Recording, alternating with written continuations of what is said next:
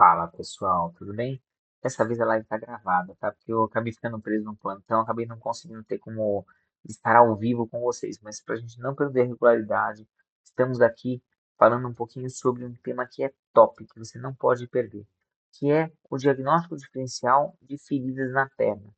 Saiba reconhecer a ferida da perna do teu paciente e isso vai fazer toda a diferença para você ajudar a fechar a ferida desse cara. Sabendo como o que está acontecendo, você consegue fazer o diagnóstico mais preciso e tratar de uma forma mais certeira o teu paciente. Antes de tudo, sabendo qual a causa, você consegue abordar de uma forma assertiva e fechar a ferida do teu paciente. A gente tem que pensar principalmente em três causas que são as mais comuns das feridas das pernas. 90% das causas são ou doenças venosas, doença de veia, ou doença das artérias, o sangue tem dificuldade de chegar na perna, tá? Ou tem uma doença neuropática, uma alteração sensitiva que leva a formar ferida. Resumindo, ó, repetindo aqui, ó, doença venosa, o sangue chega bem, mas tem dificuldade de voltar. Ou uma doença arterial, o sangue chega bem, tem dificuldade de chegar na perna, por isso que ele acaba fazendo a ferida. Ou uma doença neuropática, que é quando você tem uma alteração de sensibilidade, isso pode provocar a ferida. Tem várias e várias outras causas, como por exemplo, queimadura, seja por calor, seja por fio, pancada, seja trauma, infecção, alguma doença autoimune, uma vasculite, alguma doença vasoclusiva, como por exemplo um espasmo, alguma coisa assim. Doenças hematológicas podem causar, droga, tem várias causas, tá? Vamos pegar as mais comuns, e daí você vai conseguir resolver 90% dos seus pacientes. Doença venosa, tá? Vamos lá. Então, assim, se você já curtiu esse tema, você viu que faz diferença, já curte o canal, aperta no sininho, pega aquele, dá o like aqui no vídeo, segue a gente, tá bom? Não perde, tem muita coisa legal aqui. Então, ó, seguinte, vamos lá.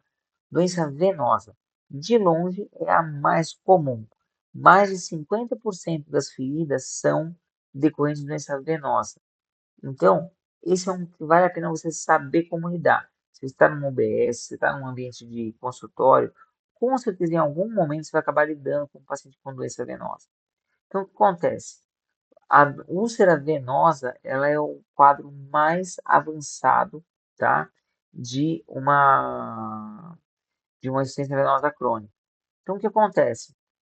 Esse paciente, via de regra, o que acontece? O sangue chega bem, mas ele tem dificuldade de voltar. Então, não necessariamente ele tem uma doença arterial. O sangue chega bem. Então, a princípio, ele tem pulso. Tá? Então, na hora de você palpar os pulsos da perna, você vai perceber que ele tem pulsos distais. A não ser que ele tenha uma doença arterial associada. Que mais? Ele vai ter o que a gente chama de estigmas de insuficiência venosa. Então, os sinais são mais comuns do acúmulo do líquido na perna, ele vai ter e alterações a longo prazo, como por exemplo, vai ter veia varicosa grande, tá? Ele pode ter a hipertensão venosa quando dura muito tempo, faz com que o ferro do sangue saia de dentro do vaso, vá para fora do vaso e pode impregnar na pele. Então, esse cara pode ter o que a gente chama de dermatite ocre, tá? Quando tem isso, pode fazer um processo inflamatório muito intenso.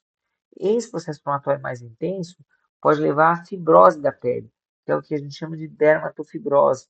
Você sente que a pele está mais dura naquela região, tá? Via de regra, é uma úlcera que fica na face medial da perna, na parte de dentro da perna, principalmente na região do maléolo, tá? Então, o que acontece, galera? Via de regra, é uma úlcera de maléolo que não dói, ela tem o que a gente chama de fundo limpo. O fundo tem só tecido de granulação, um aspecto mais de carne, aquele aspecto mais vermelho, padrão carne de vaca, tá? Que mais? Geralmente é uma úlcera de bordas bem delimitadas. Você consegue reconhecer bem onde está a ferida e onde está a pele boa, tá? Isso é uma coisa que é muito importante saber reconhecer. Lembra, galera? Essa pele ela não é uma pele sobrelevada, tem alterações maiores, tá? E quase sempre é em face medial de perna. É diferente de quando tem feridas em outros lugares, como por exemplo em área exposta, que é quando você tem, por exemplo, numa leishmaniose. Leishmaniose aparece às vezes desse jeito, mas é uma ferida é uma borda mais sobrelevada, tá? Presta atenção como é que é o aspecto. Face medial, fundo limpo, não dói, a não ser que seja infectado, tá? E via de regra tem estigmas, tem varizes, tá? Isso é importante saber, tá? Então, isso é o mais comum da gente pegar na doença venosa, tá? Se você tiver uma úlcera arterial, como que é uma úlcera decorrente de doença das artérias? O sangue tem dificuldade de chegar, por isso faz a lesão, tá? Então vamos lá, deixa eu ver se eu consigo mostrar aqui uma feridinha aqui para vocês, galera. Cadê? Aqui, ó. Pra vocês terem uma ideia, ó. Para ficar bem sedimentada essa ideia da doença venosa, aqui, galera, se vocês forem olhar, olha como que é o padrão de uma úlcera venosa. Se vocês forem olhar, você tem uma borda muito bem delimitada, tá? Vocês estão vendo um tecido de granulação limpo, tá? Bem limpinho, o tecido vermelho vivo. E você vê que tem vários estigmas, aparece veia grande, aparece essa pele mais escura. Isso daí é bem característico da doença venosa, tá? Então, o que acontece, galera? Quando você tem a situação, você tem que pensar em veia, tá? E daí, como é que a gente vai tratar isso? Você vai comprimir, isso, vai ter os tratamentos mais específicos, tá bom? Que mais? A doença arterial. Doença arterial, galera, ela é secundária a uma isquemia. O sangue tem dificuldade de chegar na perna. Então, como que é uma lesão arterial? Como é que é uma lesão isquêmica? A lesão isquêmica, galera, via de regra, se o sangue não chega, ele não vai ter pulso. Por isso que é super importante palpar pulso das pernas, tá? E nunca palpa só os pulsos distais. Não palpa só femoral, desculpa, não palpa só o pulso pedioso, o pulso tibial posterior. Palpa desde a raiz da coxa. Palpa pulso femoral, palpa pulso poplíteo, um dos mais chatinhos de palpar. Palpa o pulso tibial posterior, palpa o pulso pedioso, tá? Putz, não sei palpar isso. Então vamos lá. Femoral. Se você colocar seu polegar na espinha ilíaca canteiro superior, tá? Aqui na lateral da virilha, e o seu mindinho na sínfise púbica, o seu terceiro dedo ele está exatamente em cima da artéria femoral. Então, se colocar ali, você vai palpar em cima, vai sentir pulso. A artéria poplítea, como é que você palpa? Você comprime com os dois polegares a tuberosidade da tíbia e você aperta a parte posterior. Segura ali um pouquinho que o pulso cai na sua mão, tá? O pulso pedioso, como é que é o pulso pedioso? Se você palpar entre o tendão do primeiro e do segundo extensor longo do extensor longo do hálux e extensor longo dos dedos, você vai perceber que naquele espaço, na região da onde acaba a articulação tibitática, acabou a tíbia e começa o pé. Nessa regiãozinha, bem onde começa essa dobrinha, se você palpar nessa região com esses dois dedos, geralmente você acha o pulso pedioso relativamente fácil, tá? Que mais? O pulso tibial posterior. Como que eu palpo isso, galera? Você tem que fazer o seguinte: se você palpar bem na parte de trás do maléolo medial e você comprime um pouquinho mais embaixo, você vai conseguir sentir o pulso na tua mão pulando, tá? É assim que a gente palpa o pulso TP, tá? A fibular é uma matéria que a gente não sente, tá? Então acontece, como que é uma doença arterial? Via de regra, galera, esse cara não vai ter pulso, certo? Por quê? Porque senão o sangue vai chegar bem, como a gente conversa. Geralmente é uma lesão fortemente dolorosa e uma lesão de extremidade. Se vocês forem olhar aqui em cima, galera, vocês vão ver o seguinte: vocês vão ver um dedinho necrosado, vocês vão ver uma necrose seca do segundo pododáctilo. E nesse caso em especial, o que acontece? Está vendo lesão seca e ela está parcialmente delimitada. Você vê o tecido que está bom, o tecido que está ruim. Às vezes essa definição não é tão fácil de reconhecer, tá? Então o que acontece, galera? O que acontece é que você tem na prática um membro sem pulsos distais, tá? E que tem o quê? Ele tem várias alterações características de falta de sangue, de diminuição de perfusão. Então ele vai ter menos anexos na pele, vai ter menos pelo, a pele vai estar mais ressecada. Como o CO2 é um vasodilatador super potente, o que pode acontecer? Ele vai ter palidez, tá? Então, quando levanta o membro, está faltando sangue. Então, o que acontece? Se vocês forem olhar, vocês vão perceber que o membro está pálido. Aqui, galera, olha só isso aqui. Olha esse aspecto aqui. Se bem que isso aqui é de uma oclusão arterial aguda, tá? De ter fechado um vaso de forma súbita. Se vocês forem olhar nessa imagem aqui, galera, vocês vão perceber que um dos pés está bem brancão, que é o pé direito, e o pé esquerdo dele está com a perfusão normal. Você vai perceber uma alteração de temperatura e você vai perceber que o membro está mais pálido, tá?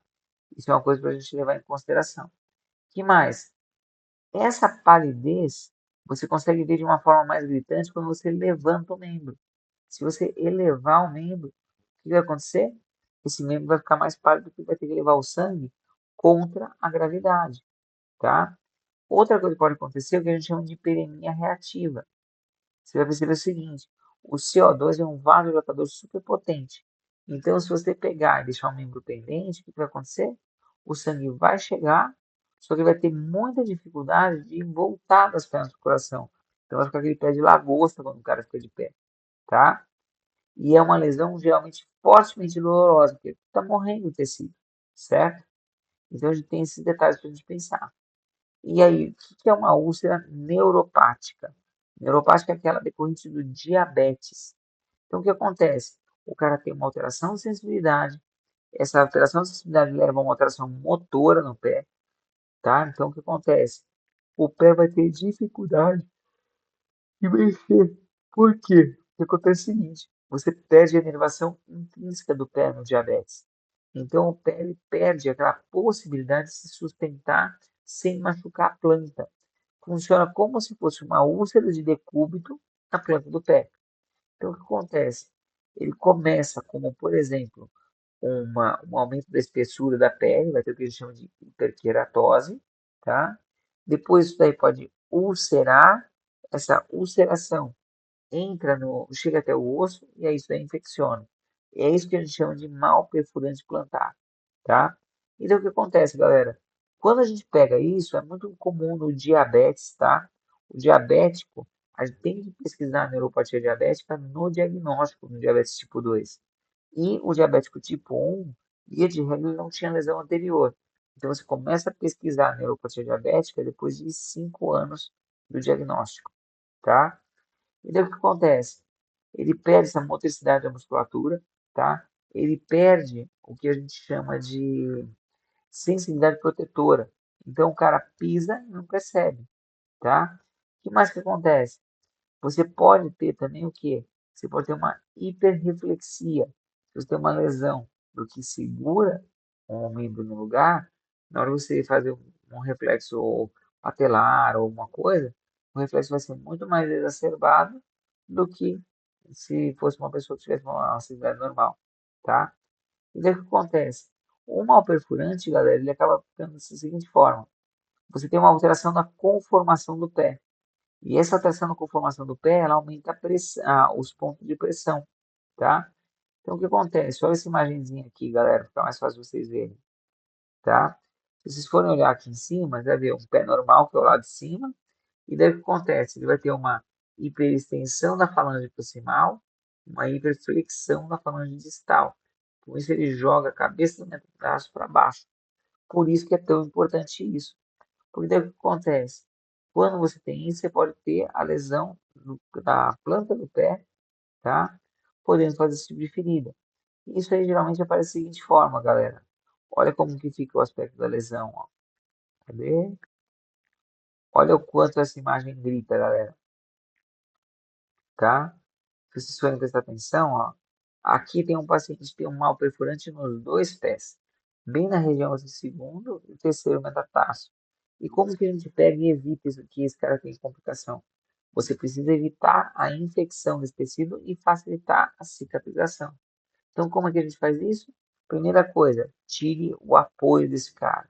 Aí entra aquele calçado Crocs, entra um negócio que a gente chama de palmilha de contato total, que você faz um molde do pé, e daí você muda a conformação, poder pisar com menos pressão nesse ponto para machucar menos. Outra coisa que a gente pode fazer é o seguinte, é você pegar e você pode adaptar calçados, tá? Pegar órteses para não deixar ele pisar nessa área, como por exemplo com o calçado Baruch. O Baruch que é? Nada mais é do que uma sandália que tem um saltão grande e na ponta não tem nada. Então ele consegue pisar sem apoiar esse ponto, tá? Então o que acontece? Levando em conta que se você tem uma situação dessas, é importante saber reconhecer se está infeccionado ou não. Geralmente essa ferida é uma ferida indolor, tá? Se ela for puramente neuropática, ele vai ter essa alteração, mas ele não vai ter necessariamente dor local. E daí o que acontece? Quando tem isso, o que acontece? O cara, às vezes, ele machuca e não percebe. Isso que é o risco total da coisa. Então, o que acontece? Você vai correr atrás dessa parte para identificar isso daí antes. Se o cara tiver dor, se o cara tiver um vermelhão na perna, se começar a sair secreção, começar a mudar uma coisa, você tem que pensar na possibilidade de ter uma isquemia, uma infecção no pé. E o diabetes ele tem um desbalanço entre o sorbitol e o inositol. E isso faz com que você tenha, dentro do leucócito, uma menor ativação das células. Por isso que esse paciente precisa ter o cuidado de evitar uma, uma infecção, tá? E quando tem infecção, é uma mega urgência. Esse paciente ele pode evoluir com sepsis de forma muito rápida. Então, corre atrás. Achou que tem uma coisa diferente? Não dá nada de muito doce para esse cara e você vai controlar para evitar o que suba o açúcar do sangue desse cara, tá? E daí o que acontece? Pensando dessa forma, em relação a pulso arterial, pode ter, pode não ter. Geralmente o diabetes pode fazer uma oclusão poplíteo distal, tá? Então o que acontece? A gente precisa correr atrás desse negócio. E como que a gente cuida de uma ferida, galera? A gente precisa saber o seguinte: quais são as fases de uma cicatrização, tá? Começa inicialmente com o que a gente chama de fase inflamatória, ou a fase de homeostase, tá? E daí o que acontece? Essa fase de homeostase, ela vai ter o quê? Ela precisa ser, você vai ter as células de coagulação agindo lá, você vai ter fatores de crescimento de plaqueta, que vão atrair fibroblasto, vai atrair monócito. O monócito, quando entra no tecido, ele vira macrófago. O prefixo macrófago tipo 1, natural killer. Esse vai estar lá para matar o que tiver de bactéria, correr atrás da parte de inflamação. Passou essa fase inflamatória, você vai ter mudança do perfil das citocinas do ambiente, trocando dessa fase pró-inflamatória para uma fase anti-inflamatória. E aí é que entra, por exemplo, o tecido de granulação, que daí vai aumentar nesse aspecto e depois ele vira pele. E daí nesse aspecto, nessa fase que está virando pele, ele vai fazer o quê? Ele vai ter o que a gente chama de fase de maturação. E daí depois vai começar a criar pele por cima, tá? A gente pode atuar em vários pontos desses para aumentar a velocidade de granulação. Como, por exemplo, a gente pode pegar e lançar mão de retalhos, a gente pode usar alguns tipos de curativo bioativo, tem várias coisas que a gente pode usar, tá? Então, lembra, galera, o diagnóstico e o tratamento é um tratamento adjuvante. Você não vai trazer para cá, por exemplo, para um plantão, um, um computador, uma coisa muito elaborada, um ultrassom, uma coisa assim. Não precisa nada disso. Você precisa fazer, desculpa, você não vai precisar de, o tratamento ele é adjuvante. Então você não vai deixar de fazer o arroz com feijão. O que faz a fisioterapiar é o arroz com feijão bem feito, tá? Então você vai pegar, você vai correr atrás de ter um curativo legal, você vai correr atrás de tratar a causa. Se a causa é apoio, tire o apoio da ferida, tá? Se a causa é acúmulo de líquido na perna e o sangue chega bem, você precisa comprimir a perna para fazer o líquido voltar. Se o teu problema for uma doença arterial, aí você precisa estudar os vasos para tentar reperfundir esse membro, tá? E em relação ao tipo de ferida, como que a gente mexe? Um algoritmo que a gente usa bastante, galera, é o algoritmo Timers. O que que é o Timers? Para você não esquecer nada. Você precisa ver o que está acontecendo. Daí você vai abordar da seguinte forma, avaliando o T, o tipo de tecido. Se tem fibrina, se tem esfacelos, se tem necrose, como está a situação.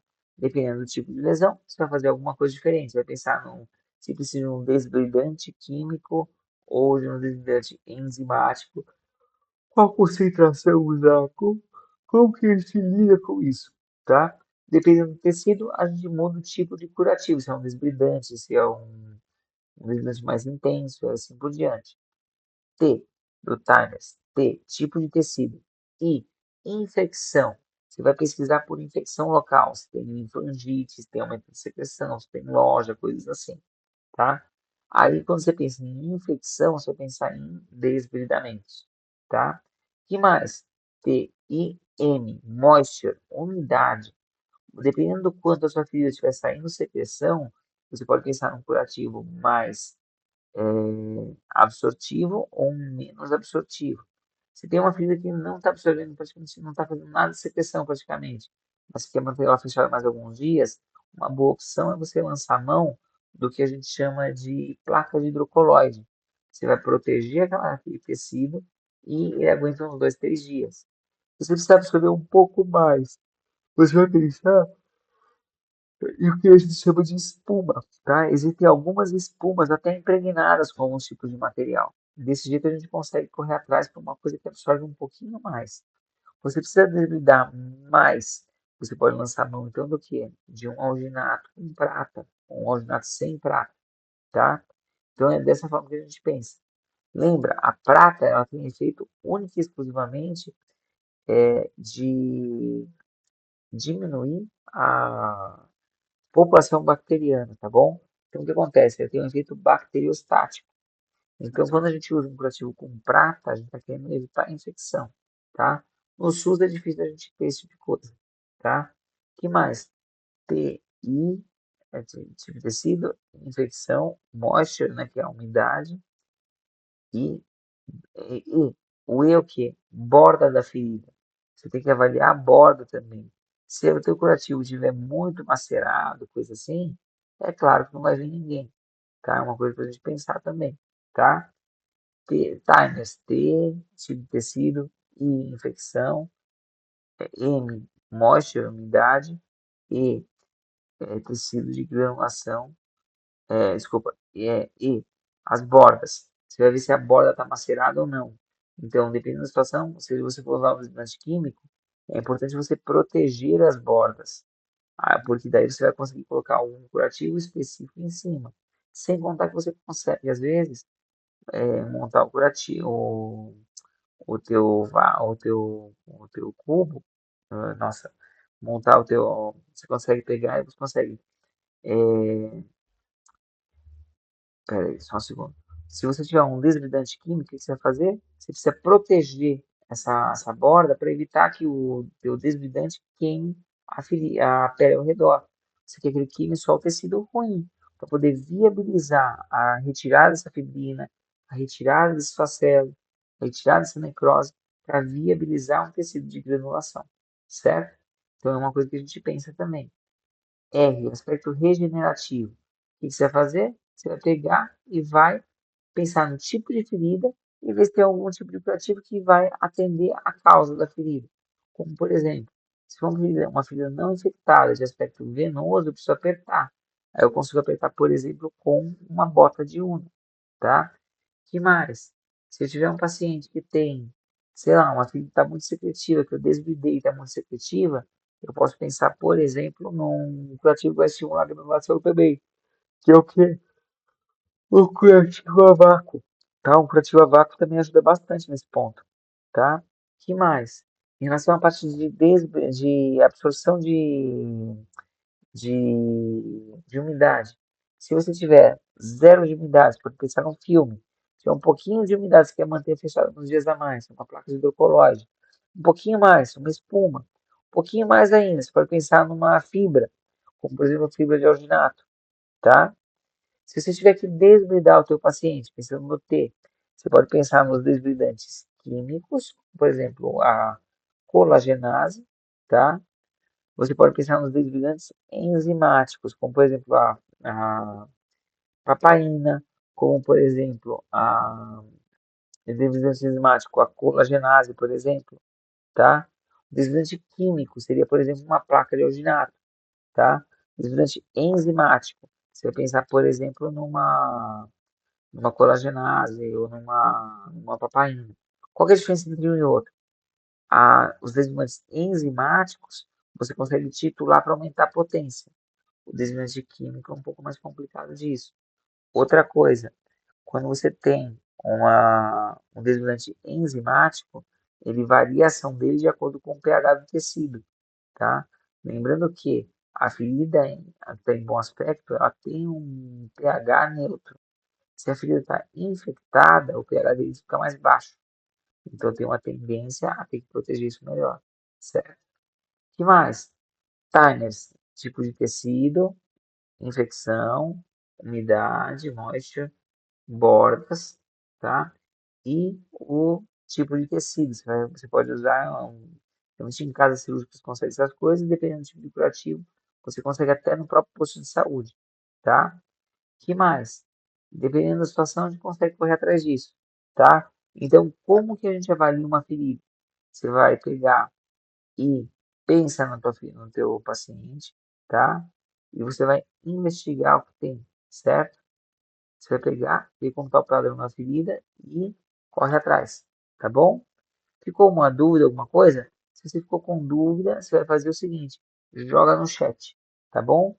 A ideia é você desvidar a ferida, tá com a ferida já desvidada, você pensar num curativo bioativo para poder estimular a cicatrizar o mais rápido possível, tá bom? E daí a gente pode fazer uma live também só sobre tipos de curativo, coisas mais elaboradas, mais específicas. Mas, para você ter uma noção do diagnóstico diferencial principal das feridas, lembra, dá uma olhadinha no que está aqui, tem muita coisa legal nesse caso.